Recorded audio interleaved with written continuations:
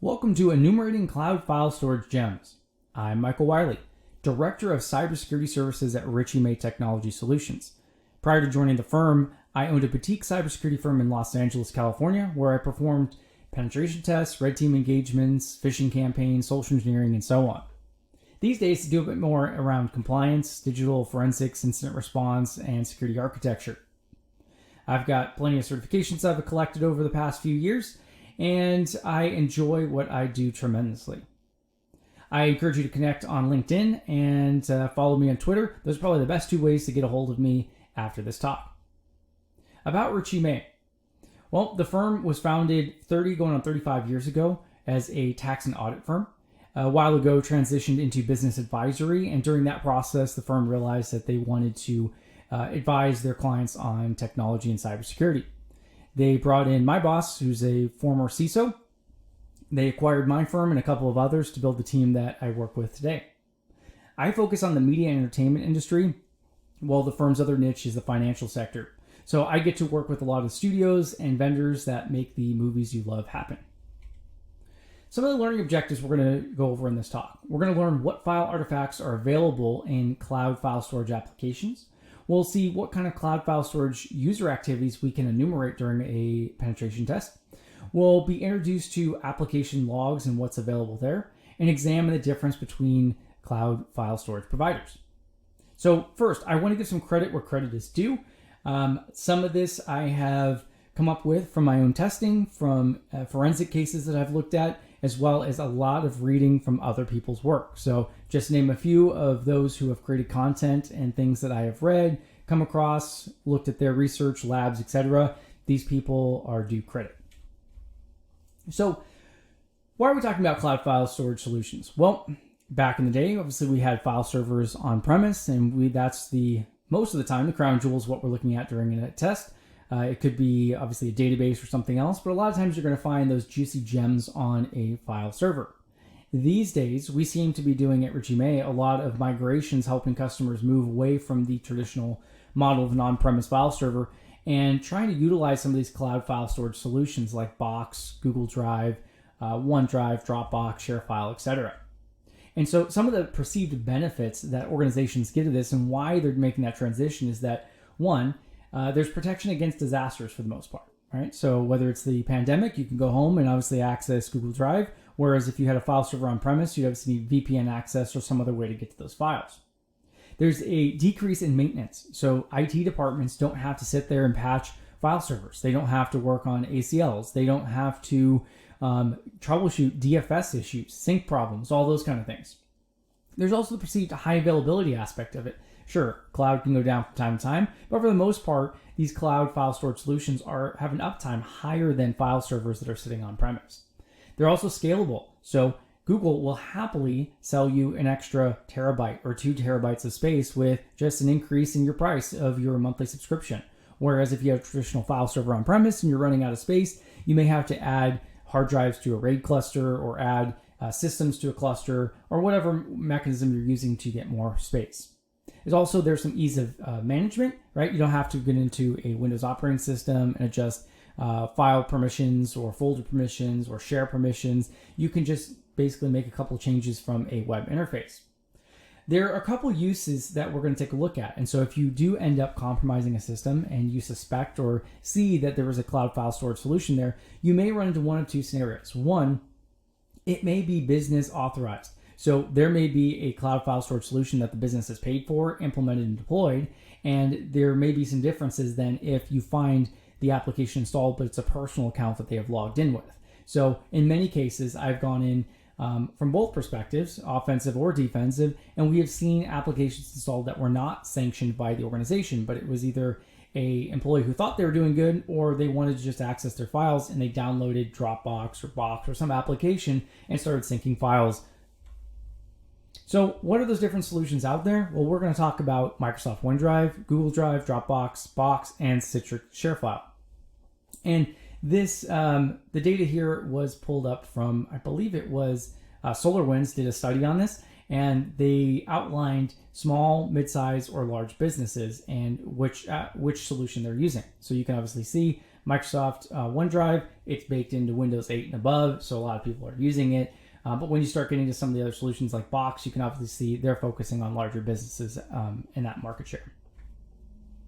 So there's, as I mentioned, there's two different scenarios that we might run across. One is where the remote system that we've compromised, they're running a cloud file storage solution that is sanctioned by the corporate environment. And in that case, there may be CASB or off-site logs or other security controls where they're monitoring or controlling what's going on.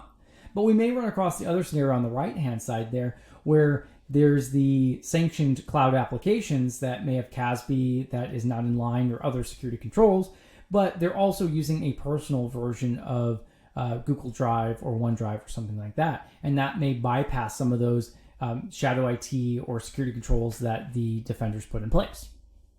So what are some of these gems that we may uncover as we see that there is a cloud file storage application on a system we've compromised, and what can we get from that? Well, if you think of cloud file storage solutions as replacement to file servers, we may see customer data, financials, employee data, HR. You wouldn't believe some of the things that I have seen people store in cloud file storage solutions and with lax security around them. Some of the things that these cloud file storage applications may leave behind that of interest to us: cached files. So whether those files are stored on the cloud or local, but then they were deleted, we may be able to recover these cached files and actually see or recreate some of those files. We may see the local files. We'll get a database with all the files that are stored locally, but more importantly in the cloud as well. So we can see what is out there that maybe the user doesn't have stored locally. We'll see file usage and their behavior around those files, what files they're accessing most frequently. We'll be able to find traces of possibly deleted files as well. So as I mentioned, there is either a business or enterprise account, and that may be company issued. There may be additional logging and security controls that the security team or IT team has, such as CASB. There's also more logging generally in the cloud if it is a business or enterprise account. Whereas if you stumble upon a free account that someone has on a system you've compromised, it may not be company issued, so there may be no knowledge of it. There may be no access to the actual account itself. That may be not synced with Active Directory or LDAP or single sign-on, so we may not be able to gain access to that right away. There's no central visibility by the defenders though, so they're not going to see the things we're poking around or accessing. And then we're also going to be able to find some local logs there. And so the difference between those business and enterprise accounts and the personal free accounts is that there's a lot more storage with the business accounts that are built in. Obviously depends on what you're paying for, but you might have G Suite. The equivalent to a personal account would be Google Drive. It's not exactly called that. We'll get into that in a second, but 15 gigs of free space there. So even if it's not a sanctioned account and someone just installs the Google Drive app, you can have up to 15 gigs of gems you can find there. With Office 365, it comes with OneDrive subscription there. OneDrive Basics, the free alternative with only 5 gigs. Box, Business, or Enterprise, you can have different levels of storage, but you can also get 2 gigs of free storage with a basic account. Dropbox Pro, the equivalent for a free account is Box Starter. This may have changed since I built this slide a while back. It used to be able to get about 100 gigs of space. I think they have limited that. So let's talk about Microsoft OneDrive first. Let's get into it. That's the one that's baked into Windows 8 and above. It must be enabled. So it's installed, but you need to enable it via authentication. So once you sign in, it does a couple of things. It adds some registry keys, as well as it creates the OneDrive directory sitting in App Data Local Microsoft. So that folder will not be there. That directory will not be there until you authenticate with the OneDrive application. Now, if you have a personal account, you're going to see within App Data Local Microsoft OneDrive logs, you're going to see a personal folder, directory. If they have a business version of OneDrive, you're going to see Business One. Now, I believe the reason they do Business One is because that you can install or sign into more than one account. And so you might see Business One, Business Two, Business Three, but the primary account should be Business One. With Office 365, the defenders do have a unified logging, and it is by default enabled, from my recollection, up to 90 days. Now, from the instance I've been working more recently, and what we see with some of like the Mandiant dwell times and Verizon DBI reports and whatnot, is that our dwell time is getting better, but it's still pretty long. And so that 90 days of retention may not be enough for defenders to see what's going on, especially in a red team engagement. So, but even with a personal account though, there's no central logging from what I can see on the web interface of OneDrive. So all those logs are stored locally. And obviously maybe you can subpoena Microsoft or get whatever logs they have, but at least from the availability for IT and security professionals who are trying to investigate what might have happened or who accessed this, it's a bit limited. Right, and so on the left-hand side there, we can see in AppData local Microsoft OneDrive logs. We've got a couple of different logs that are stored locally on the endpoint. And on the right-hand side, we see the business unified logs. So a couple of interesting directories and folders that I've outlined here for you is that some of the things we can see if we've gained access to a system that is syncing with OneDrive is that the user profile / OneDrive is the default data store of where things are going to go. If it is a Office 365 or business account, it'll be OneDrive dash and the company name. So we'll be able to see what company they work for as well and make sure it's obviously in scope. We'll then see the root directory within the logs directory, which is kind of strange. We'll also be able to see some metadata for local and cloud files. So even if the file is not synced locally, we may be able to see it in the SyncDiagnostics.log. There is a big maybe there I'll talk about in a second. And then we're going to have a DAT and INI file. And those two files, it's going to start, the actual file name is going to be the customer ID or the CID of the user. So you'll see with the CID.dat, you'll see a list of local and cloud file names. So even things that are not synced locally, you'll be able to see those. And the CID.ini file, we'll be able to see the file store locations, some sync time, usage details, and some other metadata there. We're going to see another file that starts with the CID of the user, followed by a dash and profile service response.txt. That will give us the name, email, CID, email, phone, and title, etc. of the user. That only is the case though for personal accounts. When I tried it with Office 365 or paid versions, I did not get this file. I find that interesting because most people aren't going to sign in or add their title and phone number and address and stuff like that. I'll show you a more detailed version in a second here. And most of the time you're going to see that as null, but at least you can see the email address that they have associated with OneDrive. And then you're going to also find a obfuscation string map.txt file, and that's going to be important to map back to obfuscated file names. And I'll show you how that works in a second too.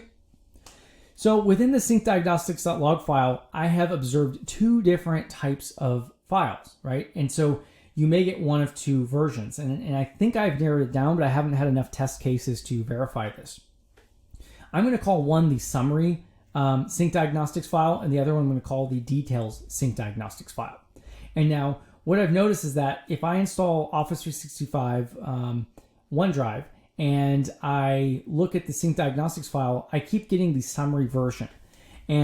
But if I try a personal version, and I've tried multiple labs and syncing it, what I've generally seen is that the first machine you activate OneDrive on will have the detailed SyncDiagnostics log file, and then every subsequent system you sync with will have the summary version. So that's my theory to this point. Again, I need more testing for that. And I'll show you what those look like. So on the left-hand side here, we've got the detailed SyncDiagnostics log, and you can see that there's, in the bottom part of that, there's files and folders that are presumably added or synced. And you could see some type of mount point with possibly a GUID, and then there is a backslash, and then a 3-word string. So far, jump, Sue, bat, egg, and so on. So those are obfuscated file names, and I'll show you how to decode those in a second. On the right-hand side, you have the summary version of the SyncDiagnostics file. It's not as verbose. You have statistical data, sync progress. You've got last sync time, bytes downloaded, bytes uploaded, that kind of stuff. And so here's again a little bit more of the summary version where you could see the number of changed folders, deleted folders. It's really high level information there. Now, if you happen to get that detailed version of the SyncDiagnostics log, what you can go ahead and do is, obviously we don't know what bat, egg is, but you can go ahead and open up that obfuscation string map. And again, all of these files that I'm talking about, with the exception of Dropbox, they are all clear text. So these files, It's not something special I've had to open up. The obfuscation string map is just sitting in a directory that anyone can access. And when we look at the SyncDiagnostics, we're going to have to take that 3-word string there, like C, bat, egg, and we're going to have to go map that to our obfuscation string map text file. And so there we can see that C, bat, egg essentially equals the desktop. So it looks like a folder was added to sync, and that folder was desktop, right? So it's a little bit of work, but you can go ahead and map those back and forth there. Just a little bit more on that obfuscation string map text file. I think that last slide showed it in great detail. Okay, and then so the CID of the user.dat, if we open that up, that's going to show us the list of file names both locally and in the cloud. So even if it's not synced to the local file system, we could see what that user has access to in the cloud. And it is a little bit challenging to read this DAT file. It's not formatted in the greatest way. So you can open it up in a hex editor, and you can even see, searching for strings isn't the best. However, if you use something like strings or bstrings, that will let you go ahead and pull that out, and you can then obviously pipe that to find string or grep, and you can look for whatever you're interested in or just manually parse through that. Okay, and in the business version though of the cid.dat file, it's a little bit different. So obviously this last one here was the personal version, and we were able to easily see those directory names. With the business version though, it's a little less apparent. And so from what I've seen here, if you open up that cid.dat file, the files, it either is a hash or some type of GUID there. And so when I thought maybe it was obfuscated, and if I just open up that obfuscation string map text file and correlate that or cross-reference it, I was able to find some hits, but it was more so on the deobfuscation side, and I wasn't really able to go ahead and figure out what those file names were. So it may also be an MD5 hash or some type of GUID. I haven't really been able to figure out how on the business version to see all the file names. Okay, so with Microsoft OneDrive, the cid.ini file, as I mentioned, it's going to be a couple of different variables that you're going to see in there, depending if it's personal or business. But essentially, what you are going to be able to see is the CID of the user and the location, the URL of OneDrive for that user. You'll be able to see the last time they synced in Unix epoch time. You'll be able to see the sync activity, bytes transferred, so you can see how active they are using OneDrive. The CID-profile service response file, that one gives us a plethora of information. However, I have not seen this file get created for business or Office 365 accounts. It only seems like it's for personal accounts. If you got the personal account though, as I mentioned, you're going to see the display name, first name, last name, CID, email address, phone number, title, address, and so much more. However, a lot of those things like job title, when I created my SockPuppet account here for OneDrive, it did not ask me for a title or address or phone number. So maybe a user would go into their profile and update that stuff, but by default, that's not a required field to create a OneDrive account or a live account. And so I did not need to do that. Therefore, I didn't fill it out. And that's why you're going to see a lot of null fields there. So when I did Redshot and I took a look at, well, what registry keys are being created here by OneDrive, we can see that with the business version, we have quite a few registry keys. With personal, it's less. And then I did a difference on those. And so the difference is that, or the common is all the way on the right-hand side. And then the registry keys that the personal account had that the business did not have is going to be the upgrade available and vault shortcut path. Otherwise, the keys that the personal account had were similar to the business account.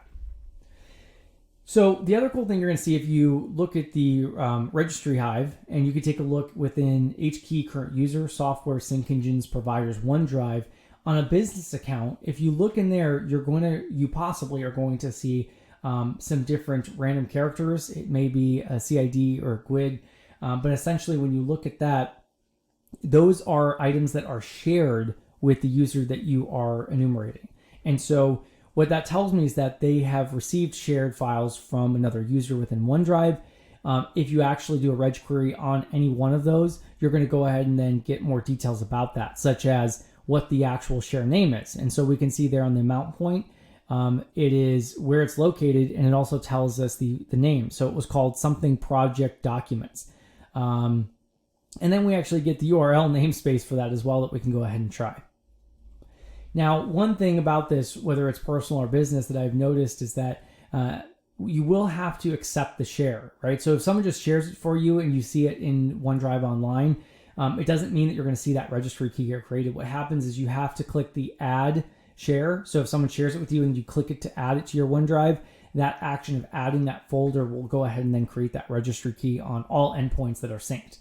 So I created a second sock puppet account and created a file or a directory called test and added that to this user's OneDrive account. And once I clicked add, that's when that was created. And with a personal account, unlike the business account where you get more of that long string of random characters, with the personal account, you don't even need to go any deeper. Just as soon as you go into the OneDrive key, you're going to see there's the subkey called test, and that was added there. So rather than creating that CID or some unique ID for the share, it's going to have the actual name of the share in there. And then if you actually go into that subkey of test, you're going to go ahead and see the CID of the user that shared it. So you won't get their email address or username, but you will actually see the CID, and maybe you've compromised that other user in the environment, and you can then go ahead and just cross-reference that to see who the owner is. So Microsoft also has this feature called Space Saver. And so what they do with Space Saver is that let me start again with the early days of cloud file storage, whether it was Google Drive or Box or Dropbox, getting them all mixed up here. They were, you could selectively sync files and folders, but it was kind of a pain if you had nested folders and you only wanted certain things synced. I remember I had terabytes of stuff up in Box or Dropbox, one of those solutions, and it was just challenging to figure out on all my computers which ones I wanted to sync or didn't sync. And so a lot of these cloud file storage solutions have adopted the philosophy of caching files. And so Microsoft, they have this new solution that allows users to view files and their names, but they're not actually stored on the machine. Unless you open them, they're going to pull them down. So in Dropbox, for example, they have Smart Sync. It's a similar type of feature. If you've ever looked at OneDrive, you see those different icons on the status that's telling you if it's cloud only, always local, or cached locally. So let's now talk about Google Drive. So in Google Drive, I keep calling Google Drive just because I'm old school, but really the personal account or personal version of Google Drive is going to be called Backup and Sync. With business, they have migrated that over. So if you have G Suite, what they're going to use is a tool called Drive File Stream. I tested mostly the personal account just because I didn't have a G Suite account, but they are using SQLite databases rather than text files and registry keys like OneDrive used. So within Google Drive, if you are using the business version, the Drive file stream, what happens is it creates a virtual volume in FAT32 and it mounts that. So it's almost like a mounted drive if you were a network share.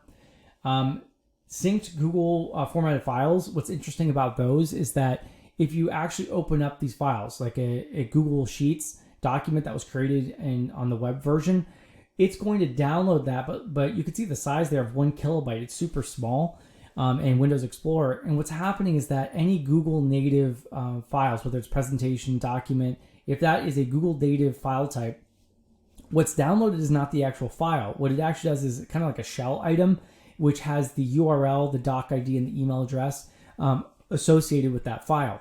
And so a couple cool things is just looking at that, if you open it up in Notepad or a hex editor, you should be able to see the actual file path to get to that Google Drive link or that document. You'll see the ID, which isn't super relevant, but you also can see the email address associated with that, which is kind of cool. Okay, some of the other files and folders and databases and stuff that we'll see, we'll be able to see in the sync_config.db, we'll see the user info, their preferences, initial application, install information, so when they installed Google Drive. In the cloud_graph.db database, we'll see metadata for local cloud and shared files and folders, which is cool. Sync_log.log is files added, deleted, modified, renamed within Google Drive. The snapshot.db database has local file metadata within it. The content_cache directory has local file caches for G Suite users only. So we can actually see content that possibly have been deleted. And then within the metadata_SQLite_DB, we'll see offline files, cloud, and deleted file metadata. So if we look at that sync config database, there's a couple of things just to look at to identify who the user is. We can see their user email address and some of the sync time, the application version, see if there's any vulnerabilities with that. So it'll look something like this if you open it up with DB browser for SQLite. And within the Cloud Graph database, we'll see things like the Google Drive document IDs, which are unique file and folder object IDs. We'll see file names, the original or human readable file names. We'll see the time when the file was added to Google Drive. Most of the stuff we're going to take a look at with timestamps, time and date stamps, are going to be in Unix epoch time, so just keep that in mind. And the ACL role column, we're going to see whether or not the user you're looking at is the owner of the file or it's a different user, so whether someone else shared it with that user or not. And probably the most verbose piece, and more so than any other solution we'll look at, is the doc type column within this database. And so if you look at the Cloud Graph entry table within this database, that's going to go ahead and give you the doc type column. And there you're going to see different numeric values. And those are going to tell you whether the object you're looking at is a folder, a traditional file, so let's say a PDF or Microsoft Word document. And then the numbers 2 through 13 are reserved for Google native files. So it'll actually tell you whether or not it was a Google native presentation, which would be a number 2. 4 would be a Google native spreadsheet, so Google Sheets. And then 6 would tell you if it's a Google Word document, essentially, a native Google Word document. And then the removed column, I could not get that to fire off. So when I deleted things locally or in the cloud, I wasn't getting any modification of that column. And then Google also gives you an MD5 hash. Most of the other solutions will give you a SHA-1 hash. But Google gives you the MD5 hash of that file that you're looking at, which could be useful in certain situations. Here's an image of what it would look like if you open it up in DB browser for SQLite, all the columns I was talking about. And then our sync.log file is insight into users' activity and their personal accounts. So whether they are creating files, deleting files, modifying files, renaming files, changing files, and so on, changing ownership. It is a bit messy and convoluted, so I do recommend you either grep it out or you put it in some type of sim where you can manipulate the data and get what you're looking for. I do recommend grepping or parsing for those keywords, those action.create, action.delete, to try and find things for you. The sync.log also give us other things about direction. So it'll tell us whether the file was first added to Google Drive or if it was added locally by the user and then uploaded to Google Drive, whether or not it's shared with other users in the organization. And then the other thing you can grep for or parse for is name equals you, and then semi-quotes around the file name you're looking for. So if there's a specific file name or you wanted to do a wildcard like pass or password, you could obviously do that format as well and just parse out any words that have those keywords that you're looking for, which is definitely helpful when you're looking for sensitive data on a pen test. Okay, and here's just an example I wanted to show you.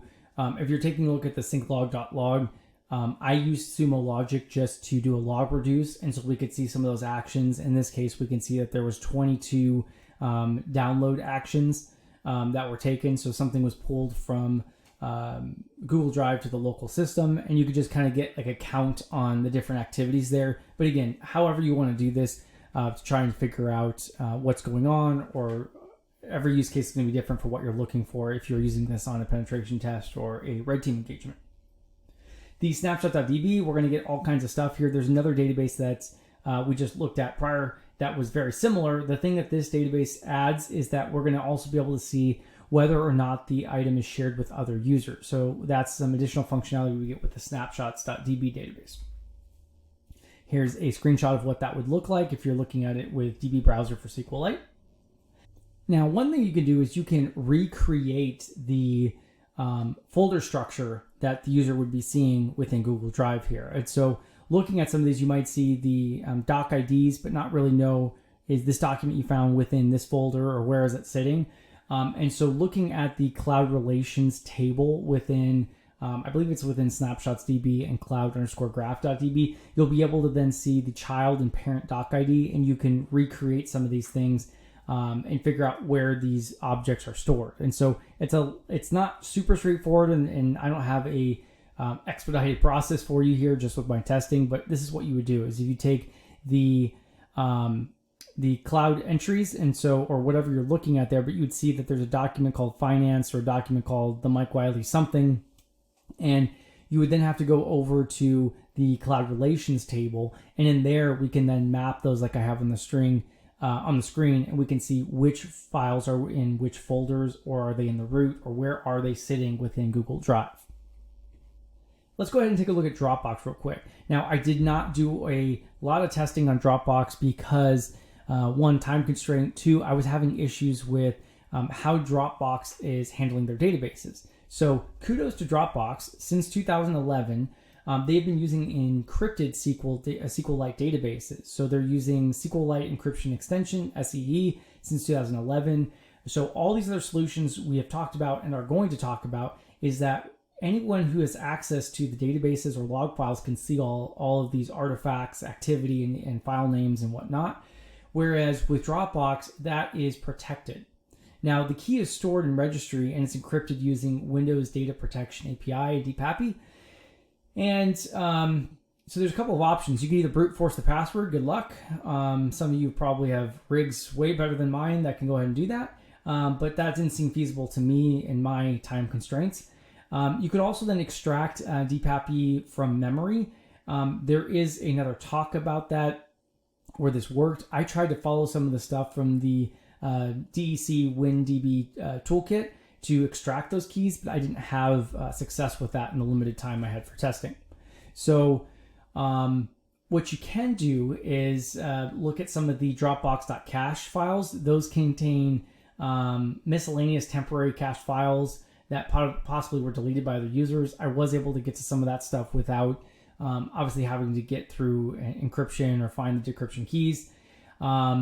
The deletion on files that are local. So if you go ahead and delete something, it's going to send it to the local recycle bin on Windows machines, and that does not get purged. So unless obviously the user purchased it. Whereas on the cloud, it's going to, if a user deletes something, it goes to the cloud recycle bin or trash can, and it's going to sit there for 30 to 120 days, depending on their subscription level and how much they're paying. But locally, though, it could still be sitting in a recycling bin. So if you are looking for something, I do encourage you to look in the recycling bin. And if they haven't cleared that, you may be able to see purged things there. And so those encryption keys, as we were talking about, give the different locations on the screen here of where you can find that. Now, Nicholas and Florian did a talk called A Critical Analysis of Dropbox Software Security at Hack LU in 2012.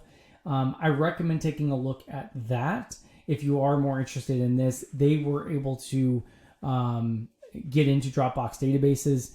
I did try some of the stuff that they had talked about and some of the toolkits out there. There are PS1 files, so PowerShell scripts, as well as I believe they were Python scripts, and neither of them really worked for me. So I got different errors. I tried debugging for a while and eventually moved on to the next tool. So it has been done, can be done. If you are really interested, I encourage you to go check that out. Again, A Critical Analysis of Dropbox Software Security at Hack LU 2012. I believe there's a YouTube video out there on this. This is allegedly, you can go to the GitHub, play with it yourself, but you should be able to if you tweak that a little bit. And if you do, please let me know on LinkedIn or Twitter. I'm curious on what you had to do to get it to work. Probably something simple. Some of the files in folders and in databases that were created when I installed Dropbox, we can see that there are the Dropbox cache and the .dropbox files that have temporary files that are possibly opened or cached, so you can dig into that without decrypting the databases. Anything else, though, that the file cache.dbx, there are some duplicate directories as far as, not directories, but databases, host.db and host.dbx. They look similar, just slight difference in the extension type. I could not access either one of them. And so any one of those that you see, oh, look, it's actually .db and it's not dbx, I can get in there. From my testing, those were still unreadable. The other thing you can find is there's an info.json that's unencrypted, and you can find the file store path, host ID, team settings, subscription level and type, how much they're paying. Not terribly useful, but you can get a tiny bit of information from that. But Dropbox really, I liked that they did encrypt the databases and didn't give you a whole lot of information without decrypting those databases. So kudos to them again. Let's take a look at some of the box files. So obviously you'll find the default file store, but probably one of my favorites is the cache directory. And within the cache directory, you're going to find full copies of files that were previously opened by the user locally. So if they have Box and they go ahead and open a file, whether or not that file still exists within the Box file store, you still will be able to, in most cases, even if it's deleted, you'll be able to find a version of that file in the cache directory. And so I have tried in lab environments, went ahead and deleted the file in Box, and the cache copy is still in the cache directory. Now the file name will not be the existing file name, so obviously you can go into some of the other databases and map that back, but you can easily open the file in the cache directory in a hex editor or a text editor and be able to see what type of file it is and open it in its respective application. Within the logs directory, we'll find a bunch of different log files, such as the box-version.log, which is a detailed activity log. We'll find the box UI _ some random number _ the date.log, and that is going to be generally things associated with the Box application. So when the user signs into the local application, they sign out, network activity. It's a very detailed user interface logging, I'll call it that. We also see the box _stream _ number and then _date.log, and that's going to have file activity such as files, paths, level of logging, free space on the volume, etc. It's got a lot of detailed information about files in, out, and activity around them. The data directory is going to have a path to our databases. We'll see databases such as the SyncDB, streemfs.db, and metrics.db. So if we take a look at the box _streams _number the date, and you'll find quite a few. In my test environment, I had just a handful of files and folders, maybe less than 30 files, and I was already seeing multiple versions of this log file with different dates on them. So it does seem like it rolls over pretty quickly, and there's a lot of activity in these files. We'll see things with key actions, kind of like we saw in prior applications. We'll see add file, add folder, on delete file, on delete folder, on open file, on close file, on read file, on create file, on write file, and on get file info. These are some actions that I've identified just parsing through a couple of these logs that look interesting and things that may be relevant to you. If we take a look at the box _streams _number date.log, as you can see there, we'll see things like the cache paths. So if that was modified or changed or anything like that, you could see the cache location. You'll see database paths. You'll see the mount path, etc. You'll see a lot of stuff in there. And my favorite is that, as I mentioned, that box cache directory. And so you can see there within the directory, we've got these what look like GUID, possibly a hash, file names. It doesn't tell us what the originals were, but if you open them up, what you're going to see there, and this one was easy. I opened up in a text editor and we could see the magic byte there and we could tell what type of file it was, but it may be a file type that Notepad's not going to understand. And so if we do have a hex editor, opening that up and taking a look at the magic byte is going to be the preferred option there. And we can actually recreate or view those cache documents, which is great. The box.io, as I mentioned, log file, there you can see things like driver install, driver events, sign-ins, cached events, all kinds of activities around the box application itself. The box-version.log, there we can see that there are some file names, test.txt, when content was created, again in Unix epoch time. And then we've got that database directory with a couple of those databases we've talked about. In the sync.db database, we're going to have a ID of objects or files folders within Box. We're going to have a type, whether it's a file or folder. We don't get that granular level of document type like we saw with Google Drive, but at least we can tell if it's a file or folder. We can then see the parent ID, so we can recreate the folder structure within Box. The file name, we get the owner ID of whoever owns that file. So if someone else owns that file, we should see the owner ID of that user. We will see a hash. In this case, unlike other applications we saw an MD5 hash, we'll see a SHA-1 hash within Box. We see when the file was created, updated. I will mention with these, I have not tested the created date or updated time to verify when they're triggered, when they're modified and that kind of stuff. So that's a little bit more research or something you may want to take a look at and not just trust those dates out of the box. No pun intended. Sync.db. Within that database, as I mentioned in the last slide, we've got those different fields. Here's an example of what you might see if you open it up in DB browser for SQLite. The streemfs.db, there we're going to see a touch sequence. I could not find documentation or really reverse engineer what that was doing. We see a cache data ID, and that's the file name of the cached version that's sitting in that cache directory. So a few slides ago when we saw that cache directory and it looked like a GUID or some hash of the file name, it wasn't the original file name. Here's where we can actually see and map that back to its original file name. So that's the cache data ID is the cached version file name. And then obviously the inode ID, we can look at that and then reverse engineer that, if you will, looking at the prior databases and find that inode ID and be able to see the original file name. And then also we'll get an age column, which gives us the when a file was cached. 0, you'll see in that column if it is not cached. If it is a 1, it is cached. So we'll take a look at that. Or I'm sorry, not a 1, but we'll see the epoch, Unix epoch time of when that file was cached locally. So on that far right column there, you'll see a few different date timestamps when those files were cached, and then all the other ones there that were not cached locally on the system that we've compromised. Okay, and so with the streemfs.db database, if we take a look at that, obviously there you can see in the names column of the SyncDB, and that's where we can recreate the file name. So again, going back to the streams fsdb, we can see that there's a GUID or hash there of A1, B4, 5, etc. That's what we would have seen in the cache directory if we want to know the original file name. We go over to the inode ID column. We see that it's 13.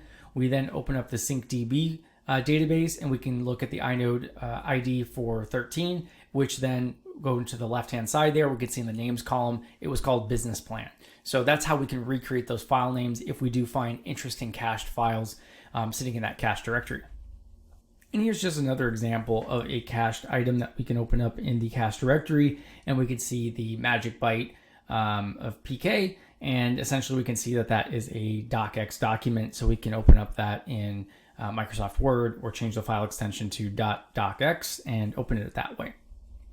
And here we can see, obviously I didn't have Microsoft Office installed, but I was able to open it up in WordPad, and we can now see that it is in fact the business plan for startup business document that we saw. Okay, and just a couple of things on those columns within the streemfs.db. We can obviously see whether it's a file or folder, the parent inode ID, the name of the file. We'll see multiple timestamps, the created at timestamp, the modified timestamp, access timestamps. Again, you may want to do a little bit of testing on this if that's important to you. I don't know exactly what events will trigger that, and I just want to warn you of that. We'll also see the inode ID of the object we're taking a look at, and we'll see whether or not the item or the object is marked for offline use, essentially kept offline or cached. And then we'll also see folder fetch timestamp. So it's again Unix epoch timestamp of the last folder sync for that object. Let's go ahead and talk about Citrix share-file for a second here. A little intro to it. The application to download, unlike all the other applications we've talked about, it's behind a sign-up wall. So you cannot just go download it like you would for OneDrive or Dropbox or anything else like that. You actually need to register for a trial of it using what they say a business or enterprise account. However, I was able to use my Gmail account for a trial request, instantly got the download link for that and signed up. And then upon installing ShareFile, what it looks like is it creates a virtual volume, FAT32, similar to what Google Drive is doing with FileStream. And it will automatically create a mounted S drive for you on that Windows system. From what I see, the databases are SQLite and they are unencrypted, so yet another unencrypted database. The key things that I've noted here from testing is that obviously the S drive or volume is what the default file store. We'll see within user profile, there's app data, local, Citrix, and then within Citrix, you'll see a couple other directories and files of interest. Within Citrix files /db, there's an ID, and this ID seemed to change. It was probably based off of my trial. That seems to be where most of the databases are stored. So possibly the ID directory is created so that if you have different share file accounts, they're stored in different directories. The remote DB, it appeared to have a list of all files that were remote and folders as well. And then we have a localitem.db, and that lists all the local files and folders. There's also a logs directory, and that's where they store all the different log files. And then there's a Citrix file underscore and then a date.log, and that seemed to have detailed activity about what's going on with ShareFile. And then I also identified that they had PartCachel directory, and that seemed to have all of the cache files that I opened up locally on the Windows system. So if we see here the DB directory and then some ID or GUID number, that's where we've got all the different databases. You can see there's more than I mentioned on the prior slide. And the reason for that is that there were certain databases that were near empty or didn't seem to be having unique information, so I kind of left those out. Within the remote DB, we'll have a couple of different columns. If we open that up in a database viewer for a browser for SQLite, we've got folder IDs, parent folder IDs, file names, and global share file IDs, so it's assigned a unique ID. And we can see here the different files that I had within ShareFile. We can obviously see the name. There's a bunch of different file names that I had for testing, and then the unique ID to the right of that. The remote DB database, it's got a object ID in the database. It has a parent object ID. It has an identifier for the item, whether or not if it was a file or folder, so you can just see indications. Again, similar to the last example we looked at, not as detailed as Google Drive, but at least we can tell if it's a file or folder. We get a created date and Unix epoch time. We have a file hash and quite a few other columns that didn't seem super relevant for this talk. So here's just a sample. You can see there's a lot of different columns here. Quite a few were nulled out, and other ones just didn't seem relevant for offensive security purposes. The local item database, we can see things like the key.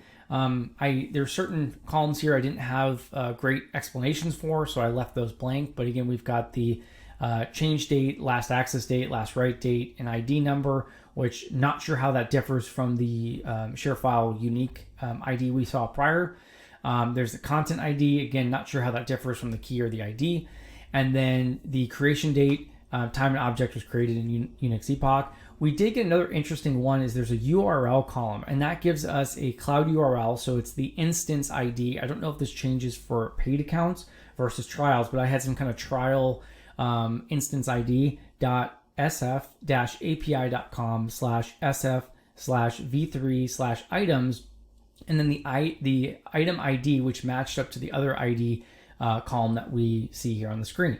And so I thought that was pretty interesting. When I went ahead and tried to access that with a browser, Firefox or Chrome, it would not give me access to those files. Now, I would like to do some further testing on that and figure out if we can use other tools aside from a browser to go ahead and access those files without authentication. That seems like it may be a security issue for ShareFile, but I have not validated that yet.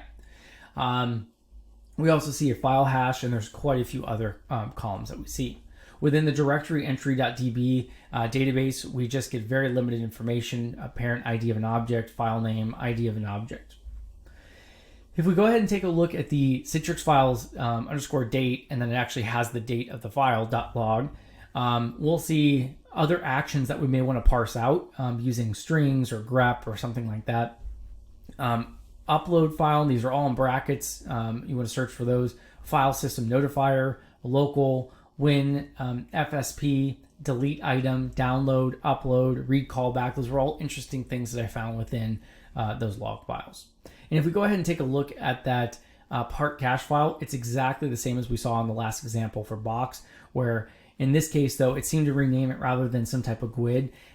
The directory, the parent directory, would be some type of GUID that hash or something that identified that file, but then within that, it was a single cached file, and it was generally called 0.part.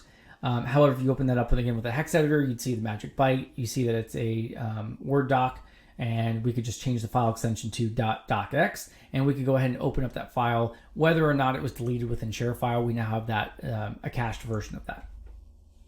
So in closing, One other way that you may be able to take a look at things, if a user is not actually, or they have not installed the application, but they are using cloud file storage solutions, you want to enumerate a little bit about what they're doing.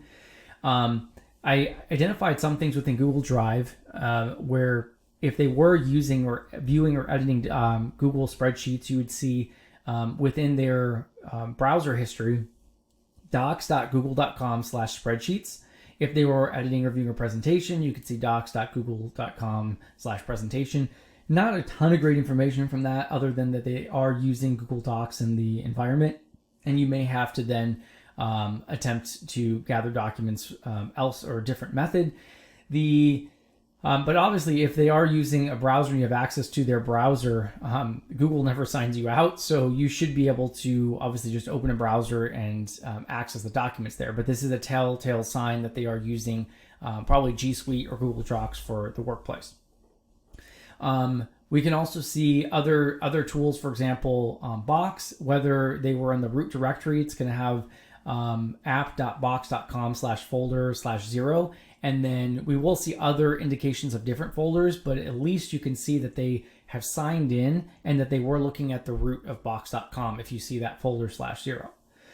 With OneDrive, you're going to see OneDrive.live.com/?ID=root, and you'll see that they have a personal account there and they are looking in the root directory. You'll also see the CID of their personal OneDrive account. For business, it's a little bit different. They're probably going to be using SharePoint. If you're using Dropbox, we can see that it's just dropbox.com/home, which wasn't a great indication of what they were doing within Dropbox. With viewing an actual document, though, showing that they have signed in and they're actually viewing content, you'll see dropbox.com/SCL, and that will indicate that they have actually viewed documents within Dropbox. Also, if they are viewing the contents of a folder, you're going to go ahead and actually see the folder name as well. So it's going to be dropbox.com/home/the folder name. You'll get some indication of the different folders, whether it's accounting, HR, etc. Now, one thing I did create for you, if you want to go ahead and shoot me a message on LinkedIn or Twitter, happy to share this with you. Once I created my lab environment and I wanted to go ahead and collect those, the metadata and the artifacts that were left behind, what I did is I created a CAPE target. And so I utilized CAPE, which generally I would use more in a incident response or digital forensic case to do a triage image of a system. The reason that I like using this tool is that you can see here, using this custom target that I created, it took 12 seconds, just under 12 seconds to go ahead and collect all that data. So if you want to play around with this or try and test this out, see what kind of cached files are left behind or that you can enumerate, it's very easy to do. You could obviously pull these yourself, but I found it useful to use a CAPE target so that I could just collect all of the different data from the different cloud providers very quickly. And so I've got a snippet there. I can give you the GitHub link if you go ahead and send me a message on LinkedIn or Twitter, as I mentioned. And that wraps it up. Thank you for your time. Go ahead and connect on Twitter and LinkedIn, and I hope to see you around.